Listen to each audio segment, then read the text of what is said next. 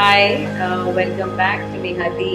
जो इतने दिनों में हुआ सुनती मैं और आप बात कर रहे थे कि अभी जो पूरी कंट्री जिस बारे में बात कर रही है which is the recent RG Kar medical college में जो कोलकाता में जो रेप का इंसिडेंट हुआ, एक डॉक्टर ऑन ड्यूटी का 31-ईयर-ओल्ड डॉक्टर ऑन ड्यूटी, और उनका उनके साथ उनका बलात्कार हुआ रात को जब वो सेमिनार रूम में सोने गई थी after a 36-hour long shift duty. Yeah, so she, I think she had her meal and she went to sleep, and possibly the last time, and उन्होंने उसके बाद के बहुत सारे इवेंट्स हुए, बहुत सारी मतलब उनके साथ जो हुआ वो तो हुआ ही, और उसके बाद भी इस पूरे केस को बहुत ही इररिस्पॉन्सिबली हैंडल किया गया। उनके पेरेंट्स को इनफैक्ट ये बोला गया कि उनकी बेटी ने सुसाइड कर लिया है और ये सब। लेकिन जो हम बात कर रहे थे शुरू में इन सब चीज़ों से थोड़ा हटके, वो ये था सुरभि कि आई थिंक आपसे शुरू करना चाहूँगी मैं कि जब आपने ये केस सुना और सुनते गए, एक दो दिन इसके बारे में और बातें पता चलती गई, तो कैसा लगा यार? लाइक, डू यू थिंक कि हम लोगों को एक पर्सनल इफेक्ट होता है जब हम ऐसा सुनते हैं कुछ? एब्सोल्युटली नेहा, जब ये पहले मैंने केस सुना, सो वो धीरे धीरे वो इंफॉर्मेशन वाज कमिंग फॉरवर्ड हाँ। और कैसे उन्हें किस डिग्री तक टॉर्चर किया गया। हाँ। सो दोज वो मुझे मैं नहीं हैंडल कर पा रही थी कि वो कैसा फील कर रही होंगी in her last minutes, that degree of torture and whatever she went through. And on a personal note, so besides मुझे उनका पेन फील हो रहा था, उनके परिवार का फील हो रहा था कि वो क्या वो जूझ रहे होंगे अभी इस घड़ी में। बट ये भी हो रहा था कि आई वॉज समवेयर फीलिंग कि क्या मैं बाहर जाना चाहिए मुझे, नॉर्मल, मैं रात की बात नहीं कर रही हूँ। Apparently women are workplace हो, चाहे रोड हो या घर हो या कहीं पे हो, देर इज़ नो ऐसा कहीं नहीं है मैं बोल सकती हम सेफ हैं। सो अगर मैं एक बिल्डिंग में जा रही हूँ या मैं कहीं मार्केट एरिया में जा रही हूँ, मॉल के अंडरग्राउंड पार्किंग में जा रही हूँ, so I am very careful and cautious. I was earlier also, but अब मेरा हाइटन सेंस हो गया था। तो आई थिंक औरतों के लिए तो क्योंकि ये औरत के साथ हुआ, सबसे बड़ी प्लेस ऑफ फेमिलियरिटी वही है। लेकिन पेशे से मैं भी डॉक्टर हूँ, और मैं भी एक गवर्नमेंट मेडिकल कॉलेज से हूँ, लेडी हार्डिंग से। और हम जब उसकी बातें सुन रहे थे और कैसे वो सो रही थी, सेमिनार रूम में सो रही थी, ये चीज़ें बहुत फेमिलियर हैं ना मेरे लिए, क्योंकि हमने भी अपने समय पे ये सब किया है। रात को ड्यूटी के टाइम पे जहाँ जगह मिली है वहाँ सो गए हैं। गवर्नमेंट कॉलेजेस में कोई डॉक्टर ड्यूटी रूम्स भी कोई अच्छे से इक्विप नहीं होते थे, या बहुत ऐसे लॉक के साथ और ये सब। तो ये सब वो समय हमने भी देखा है। एंड तो ये सोचना कि आई थिंक जो फीलिंग की आप बात कर रहे हो वो ये बात होती है, वो एक फीलिंग होती है जो हमारे कोने में होती है शायद जहन के, कि वो मैं भी हो सकती थी, है ना? एंड वो मैं भी हो सकती थी से डेफिनेटली काफ़ी डर लगता है।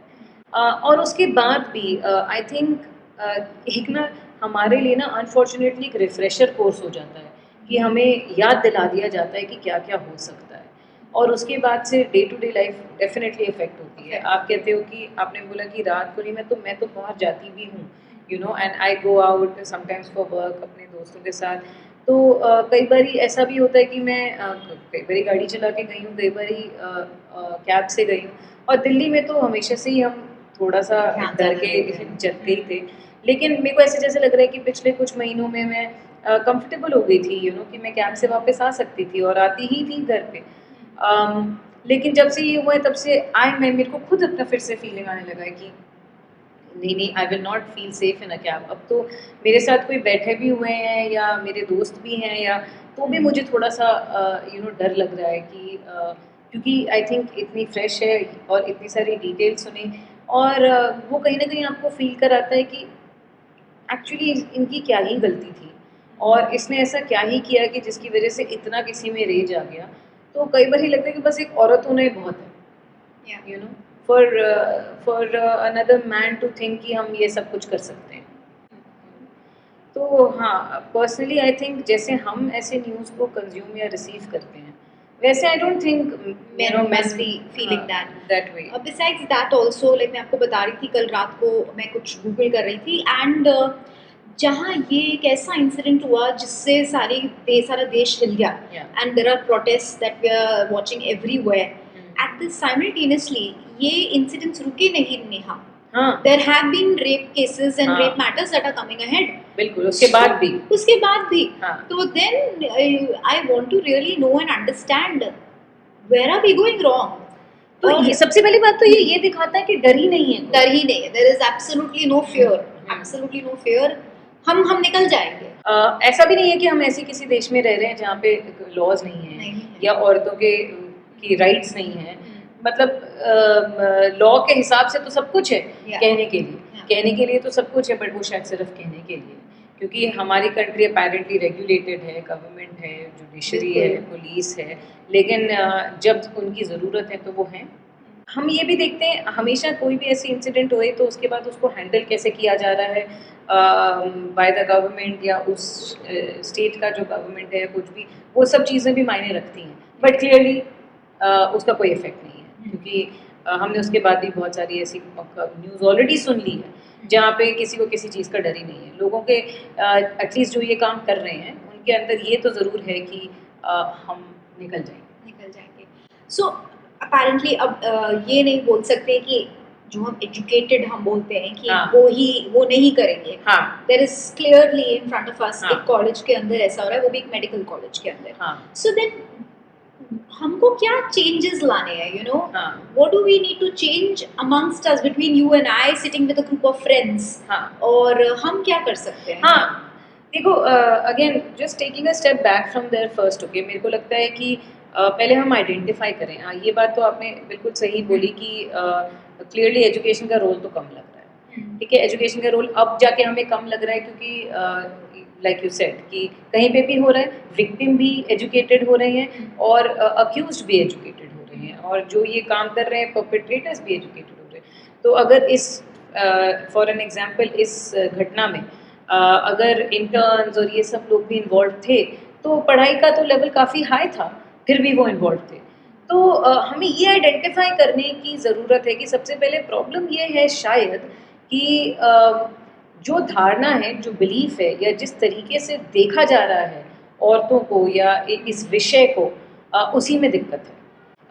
मुझे उसमें सबसे पहले रोल तो डेफिनेटली इस चीज़ का लगता है कि हम इन चीज़ों को कैसे नरेट करते हैं, हम इन चीज़ों को बताते कैसे हैं. तो the narrative is very important. बहुत ज़रूरी है, बहुत ज़रूरी. हम उस देश से आते हैं जिसमें जब किसी लड़की के साथ रेप या बलात्कार हुआ तो हम बोलते हैं कि उस लड़की की इज्जत चली गई, और इतने ज़मानों से हमने उसकी इज्जत उसी के हाथ में रखी हुई है और उसी की जिम्मेदारी रखी हुई है कि कोई और भी आके उसके साथ कुछ करके चला जाए तो वो उसकी इज्जत चली जाती है उसके साथ. तो आई थिंक ये सबसे बड़ा हमने इस बारे में पहले भी बोला था कि ये जो हम बर्डन रख रहे हैं औरत पे ही अपनी इज्जत को रखने का, हमने तो नहीं बोला कि उनकी इज्जत सिर्फ शरीर में है उनके.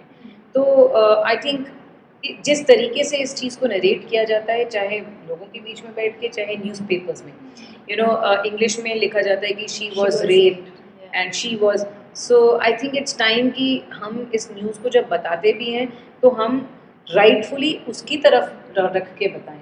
So the onus, जो onus है, जो जिम्मेदारी है, उसको she was raped की जगह अगर हम he raped her बोलेंगे, so the onus is on the man, he did the wrong over there. तो हम यहाँ पर responsibility, तुम अपना ध्यान रखो और तुम ही अपने आप को बचाओ, और ये तुम्हारे साथ हो गया, ये भी तुम्हारे वजह से. That needs to really change. और आप इसके बारे में कैसे बात करते हैं, आप इसके बारे में कहाँ जाकर अपने दोस्तों में वगैरह बात करते हैं, उससे आप आगे का टोन सेट कर रहे हैं, क्योंकि आपको कोई सुन रहा है. बिल्कुल.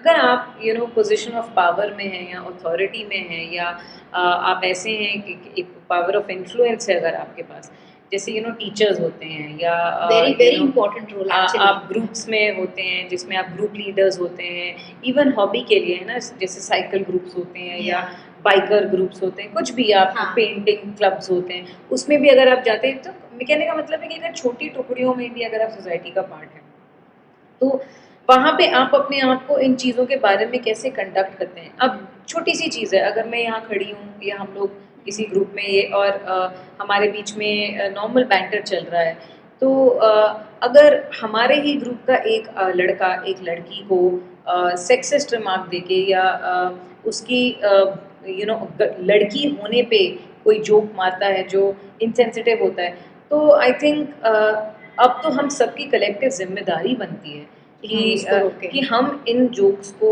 या इस तरीके से इन चीज़ों की बातचीत को बिल्कुल बर्दाश्त ना करें, क्योंकि ये मैं खुद भी सोच रही थी कि अब इतने दिनों तक आई एम श्योर कि मैंने भी बहुत बार लिया है, एंड आई एम श्योर कि मैंने भी बहुत बार ये तो जोक है, ये तो पता भी नहीं चलता नेहा कि कभी कभी हम उसको लेट गो कर देते हैं, पता ही नहीं चलता है, एंड अगर हम कुछ बोलते हैं तो हम स्पॉइल स्पोर्ट हो जाते हैं। सो देन दैट वो भी एक नैरेटिव का हिस्सा है कि आप इसको इतना लाइटली मत बोलिए।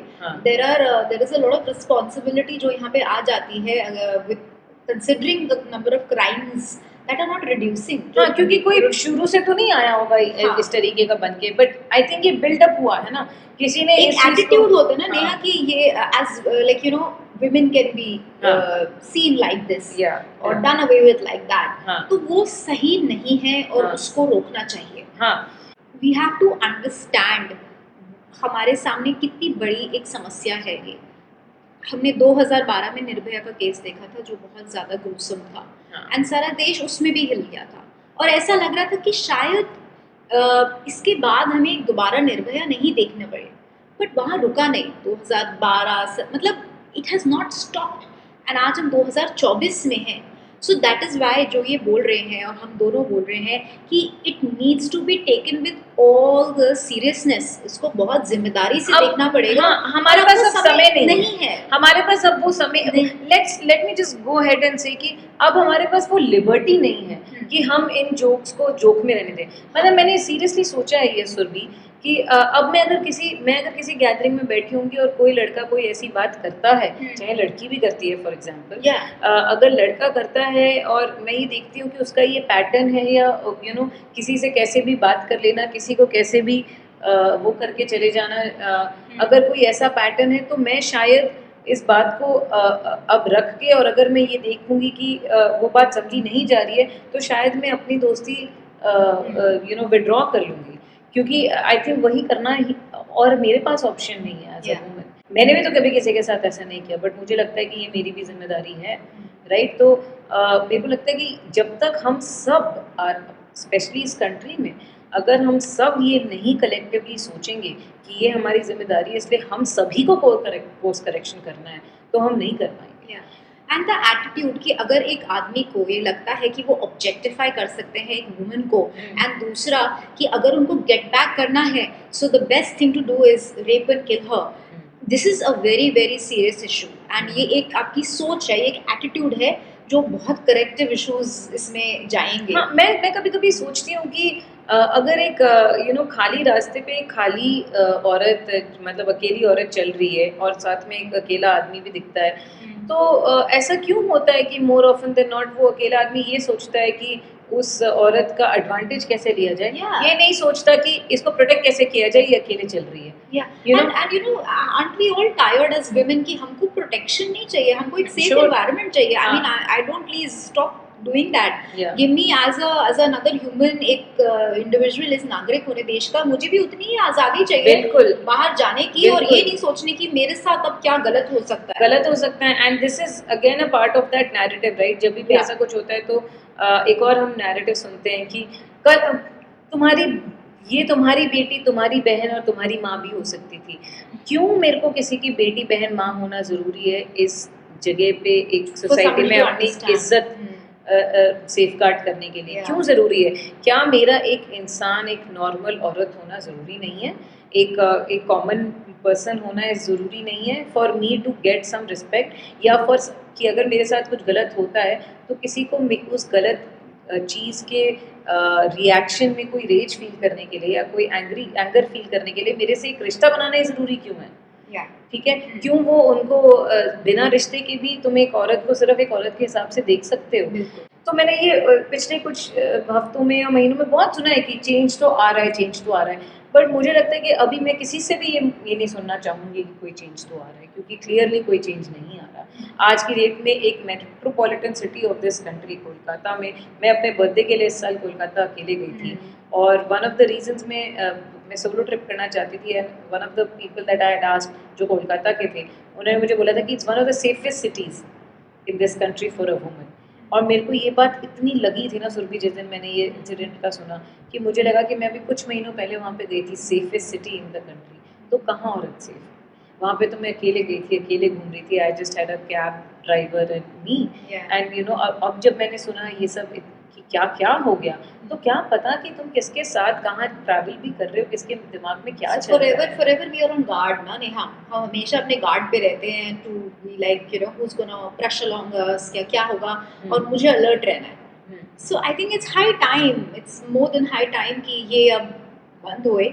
Complete zero tolerance to Absolutely. any kind of misogynistic remarks, any kind Absolutely. of Yeah. Misogynistic, मतलब कि किसी भी औरत की जस्ट बिकॉज ऑफ औरत है, उसकी लिंग को लेके, जस्ट बिकॉज वो स्त्रीलिंग है, उसकी वजह से उसका कोई भी जोक या उसके ऊपर कोई भी you know insinuation, I don't think, I think it's high time कि हम इस चीज़ को पूरी कंप्लीट तरीके से रिजेक्ट करें। एंड आई थिंक अगर हम ये नहीं करेंगे तो हम ऐसे इंसिडेंसेस देखते ही रहेंगे, एंड एजुकेशन से उतना फर्क नहीं पड़ेगा जब तक हम basic fabric of the society में, एब्सोल्युटली, जब तक आपकी सोच नहीं बदलेगी, आप उनको ये नहीं सोचेंगे कि you know you can get back at a woman like this, और ऐसा कुछ भी नहीं सोचेंगे, ये बदलना होगा। एंड यू नो कि मैं how do I get back, और what do I do to harm her, so the best and the easiest thing is to do this, it needs to stop.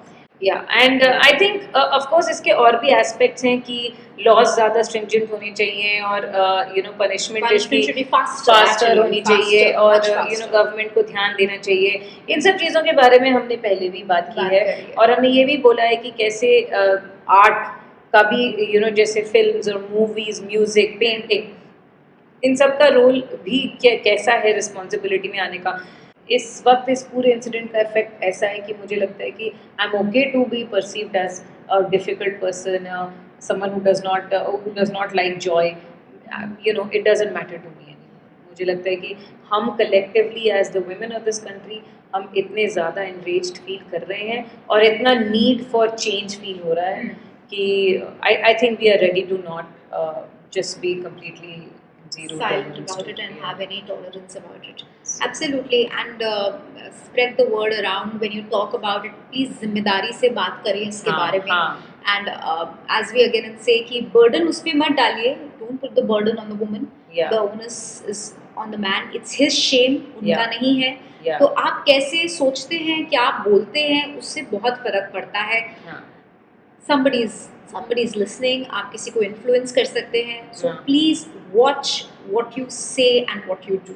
Correct, and this is our perspective, and of course there are lots of things that can be done about this, and अगर आप लोग जो देख रहे हैं उनके पास कोई और तरीके हैं जो आपको लगता है कि इनको भी highlight करना चाहिए, you can mention it in the comments. Yeah, we'd love to hear from you. Yeah, and I think that it's our way of trying to figure out some ways in which you know कि हम ऐसा इस वक्त feel कैसा कर रहे हैं और हमें क्या लगता है किस चीज़ की ज़रूरत है। तो let us know what you think, and yeah, stay safe and be the change that you want to see.